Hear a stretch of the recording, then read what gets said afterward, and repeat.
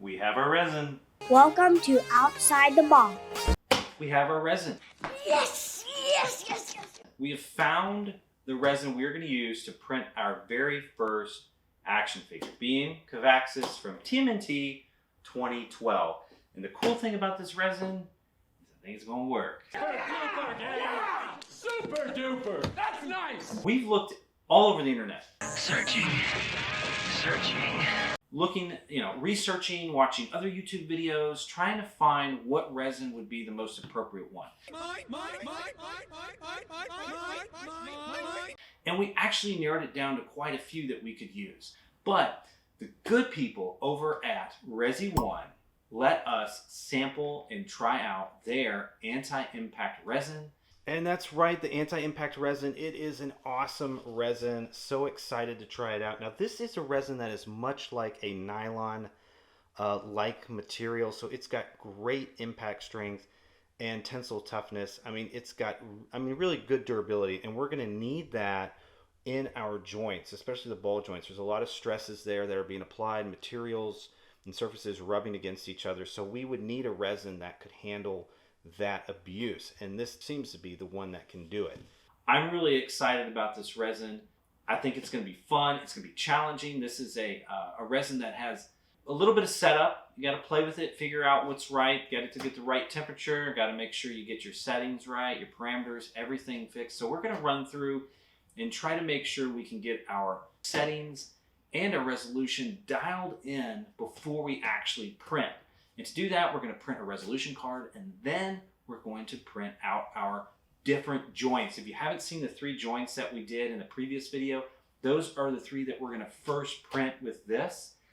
Reason being is I want to make sure they work, right? I don't want to take all the time and print this action figure to come to find out that the joints, the geometry, my tolerances aren't stacking up and working correctly. So if we can eliminate one possible headache or problem, that would be really beneficial in this build. So in this video, we will print some joinery with this and see how they work, and you can watch it all unfold in front of your eyes.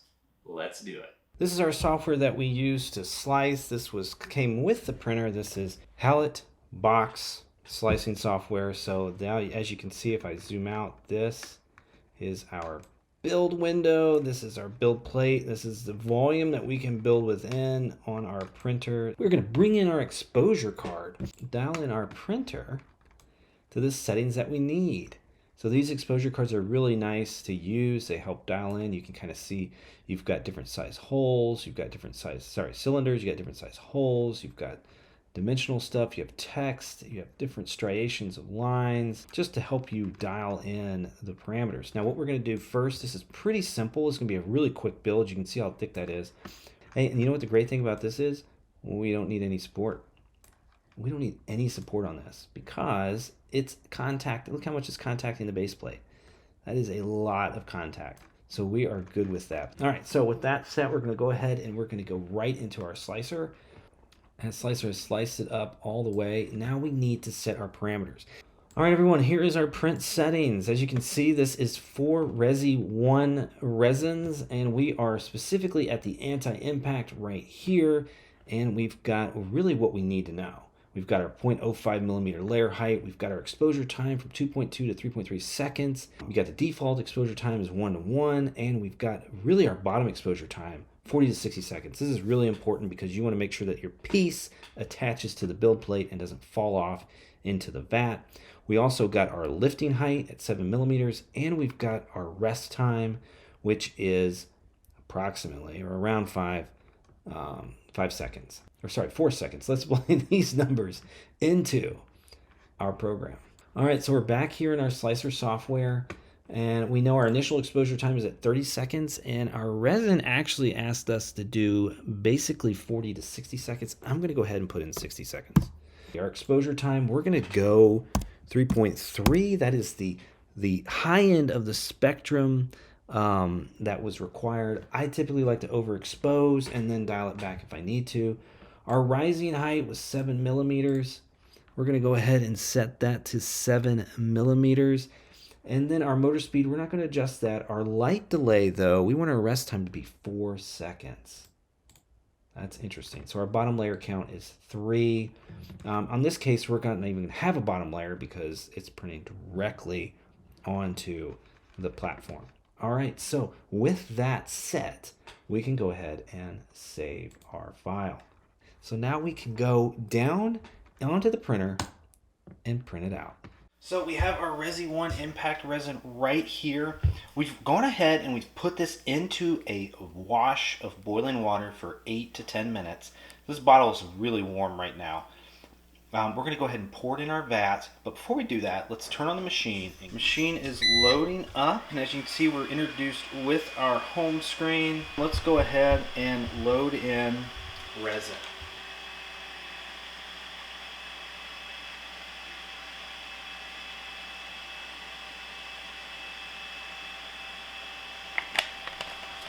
Go ahead and close our lid down. Our vat secured, our build plate secure. Now, let's load our file.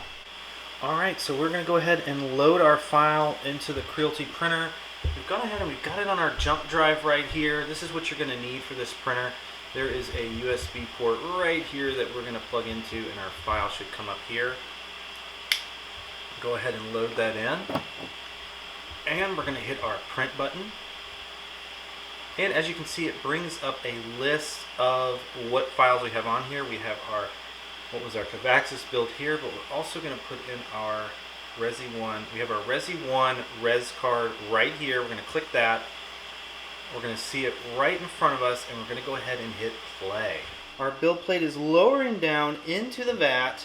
And watch the build plate slowly push itself into the resin and whoosh, floods over top of it. And we are at 12 minutes of print time. 2 minutes have elapsed, and we are starting our first of 28 layers on our card. Alright, so our print is done. It finished in about 16 minutes of time. And if you can see it, it is on the bottom of this build plate. Currently the build plate's drifting off some excess resin, but let's go ahead and get that off of there. Alright guys, you can see it on the bottom of the build plate. Let me zoom in there a little bit. I know the lighting's not great, but it is there. It's actually looking really, really nice. I'm going to go ahead and get out our putty knife and get that thing off. Alright guys, so right here I'm doing a quick little IPA bath as I took this off of the build plate here. The thing about not using supports is this thing is basically contacting the whole build plate. So you can see where it was right there. So let's go ahead and get this swished around, and then what we'll do is we'll put it into our bath. So this is our wash station. Go ahead and put it in there. Turn it on, let it cycle for about 5 minutes, and then we'll take it out and cure it. So, alright, and there we go guys. We've got our wash station set at 5 minutes. It is circulating the water. You can see the water is a little cloudy. Probably need to change out the IPA, but this is basically an IPA bath that is going to get rid of a lot of the residual resin that is on there that's still stuck from the build plate. But hey, when this comes out, we'll be able to see how good our resolution is. Alright, so we got it out of the wash station, our IPA wash, and now we are curing our resolution card. You see I have it propped up using a bit of scrap support material from another project, just so that the light is able to hit the back of the card. You can see the reflected plate also aids in that as well. But hopefully, and I'm looking at it right now, this looks like it's a pretty good shape based on our resolution set. So I'm really kind of happy with this one. Alright guys, and there you go. There is our res card, and I have to say it actually turned out pretty decent considering we just went with the parameters provided by Resi1, and we heated up our resin using the boiling water technique. I am actually not too bad. I mean, you can see the separations between the bars over there to the right, but you can also see that the cylinders themselves or the dots turned out really well. Now the negatives or the punch out holes, some of those I'm going to attribute to resin not getting completely washed out, why some of those are filled in. May make a few adjustments depending on cure time, lift off time, but other than that, I think I could go ahead and run our joints. So why don't we do that? All right, so we have our 3 joints here. Let's go ahead and save these out as our STL file so that we can load them into our slicer software.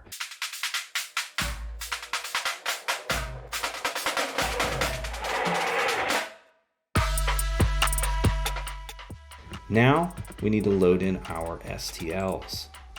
So we're going to open our files. All right, so we loaded in our first STL. What it's going to originally do is put it right in the middle, oriented. I think it was oriented this way in Fusion 360, but I could be wrong. But anyway, we need to rotate it. And I'm going to push it off over here to the corner for right now, and we'll load in another STL.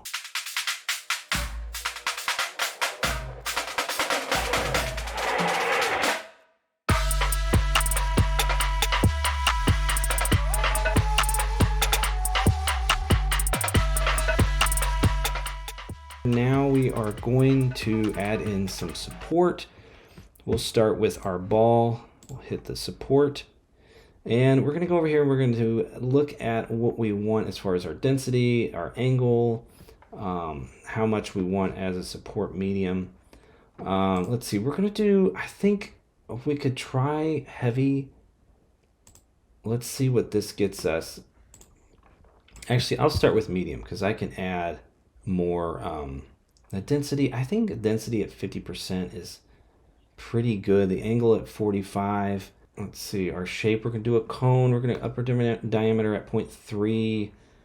I'll just do it at 0.32. Lower diameter at 1.2. So I think for our support, let's do, looking at this advanced setting, let's see what our auto support does. So we're going to do all and see what we get. Okay, so that's not much. I don't know if that's enough support. So I'm going to go ahead and add in a couple supports, but I'm not going to add them in on the ball side. So what I mean is I'm not going to contact up here.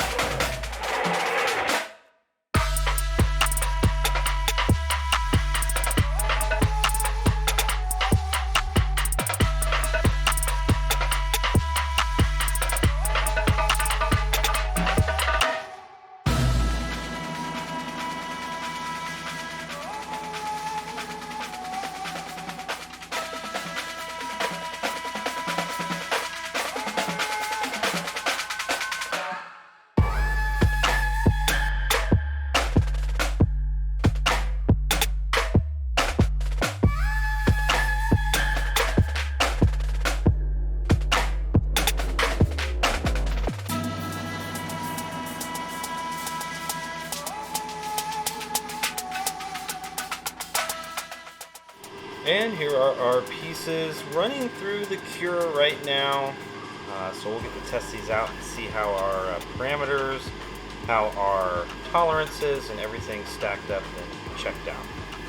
All right, guys, we have our parts off of our Creality Howlet 3D printer, our resin-based printer. I have to say, using this resin for the first time actually was not that bad. The key to it is keeping it warm. It needs to be at about 80 degrees. And you could tell while the printer was running, you know, we did the hot water, the boiling water technique. We boiled water, we sat the resin bottle in the water for about 8 to 10 minutes, waited till that time was up, took it out of the water, and immediately poured it into our vat. The resolution card print, that's a really quick print. That's 5 minutes. These guys, this was 2 hours to build this.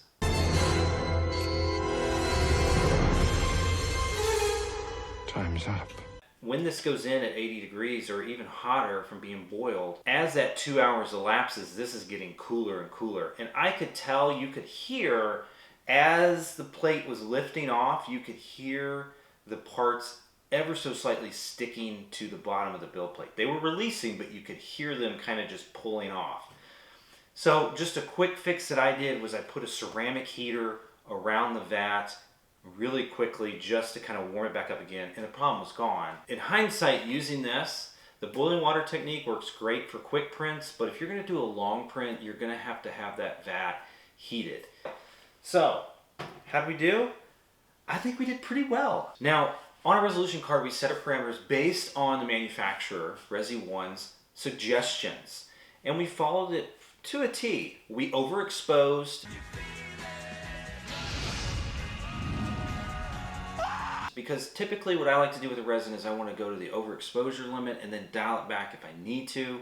I think the overexposure worked fine. At 3.3 seconds, this turned out really, really well. And I'm actually most impressed with our swivel joint. And it is a little tight. I'm going to say, I'm going to be honest with you, it's a little tight, but that's something we can fix. We can adjust our tolerances in our model to adjust and account for this. But to be able to print it out and just validate it at this stage really quickly and be like, have some confidence, especially when you're going to print. If you're going to do a build that's like 12 hours, you want to have confidence that these joints are going to work. Swivel joint, great. I might make a few little tweaks to tolerances, but I'm really excited with that. So the swivel joint, really cool. Let me get those pieces. That's these pieces right here. I have one put together. Next is the ball joint. Now the ball joint actually is perfect in the sense that it fits together really well, but it is loose. It is a little too loose for what I would want, right? Because I want you to be able to lift the shoulder up and it stay in place. So we're gonna have to tighten up our tolerances on this resin. This is the same geometry.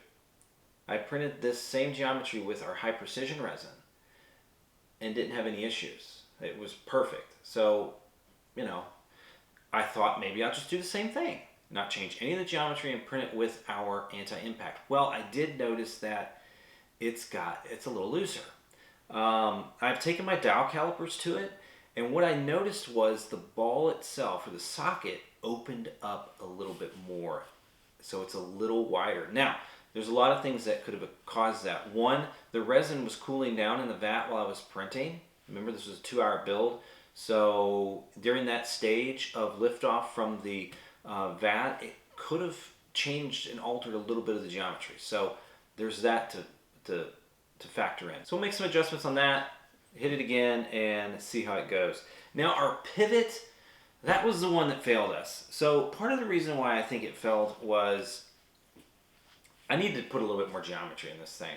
There's not a lot to purchase to be able to push this pin through.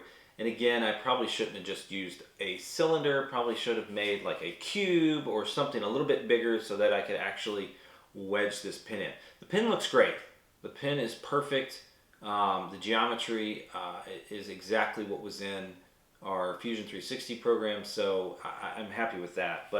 So that one we'll validate again. We'll print another one and get it resolved. But otherwise, everything turned out pretty well. I'm actually really encouraged, being that it was our first time printing it, and we were able to work around the cooling problem with our resin as it was getting through this build. This resin is really cool.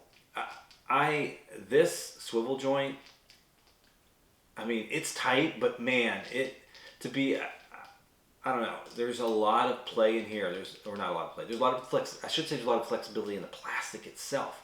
It is really able to bend and take a lot of stresses, which is awesome. With this evaluation, what we got to do next is print our action figure, and it's going to be a long build. We might print it in parts, build maybe the arms or the legs separately. We might change the orientation to try to shorten the build time, try something like that. But awesome, really cool. I can't wait to be able to print our first action figure on our Creality printer.